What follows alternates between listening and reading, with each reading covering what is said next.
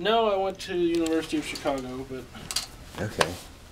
How did you like Chicago? I'm surprised you. I'm surprised you left. yeah, no, it's. I mean, I grew up here in Lubbock. I was born and raised. So, Okay. there was a lot for me to come back to. Okay. Where'd you go to high school? Lubbock High. All right. Yeah, I did as well. Awesome. Yeah. Once a Westerner, always a Westerner, and all that. I guess stuff. that's how it works. Right. No, it's. I mean, I was 18. I wanted to get the hell out of Texas for a while, and I did. So. Yeah, good for you. Yeah, how'd you end up going to Chicago then? Well, I applied to 6 places. I got into 2, and Chicago was the better of the 2. The other one was Oberlin, so. Okay. Yeah. And what school in Chicago? University of Chicago. Oh, well, there you go. Yeah. So I had a good time there. It's pretty wild to think that President Obama was lecturing at the law school right next to my dorm. Yeah, while I didn't even put the 2 and 2 together. And yeah, all these people that ended up being in his administration were just kind of in that area. But I wouldn't have known them if you'd pointed them out to me. And I graduated in 2003, so yeah, any time in there. I may have one other student coming by who I need to sign a volunteer form for, just FYI. But. Very cool. Okay, so you mind if I yeah, no, go start for it. shooting at you? Okay, so how much did you work with Mr. Cedeno during the campaign? Well, during the primary, of course, none whatsoever. I had to be pretty hands-off, and I was a candidate myself during the primary for party chair, even though I was unopposed. Mm-hmm. But it's also, I believe it's important for the county chair to be neutral in a primary, even in cases where there's an incumbent.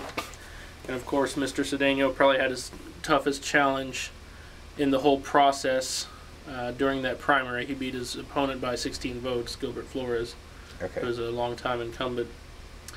But it's important for the chair to be neutral there, and even though I wasn't chair yet, I took that to heart. Mm-hmm. But that was probably his hardest fought battle of the year and a half that he was campaigning. Because if you think about it, by the time you decide to run, you've got to put together a campaign. You got to get advisors you trust. Got to start raising money, and a lot of people think you can just, flip a switch and start campaigning. No, you really got to lay a groundwork. Okay. And he's told me numerous times that the result he got on November was the outcome of a year and a half of campaigning. So. Okay. And then, can you describe what he's like, personality-wise, and what it was like working with him? Yeah, no, it was neat to get to work with him. He's a hoot. He's got a lot of energy.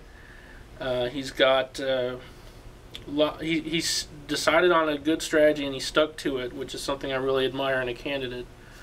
It's very easy to get thrown off your message or distracted or get nervous about, say, some poll that comes out and not stick with what you know will work. But so he's he sought out a lot of good advice and he stuck to that good advice. Okay. But yeah, personality-wise, he's pretty boisterous, and I think he will be a very effective commissioner. Mm-hmm. And what makes him qualified?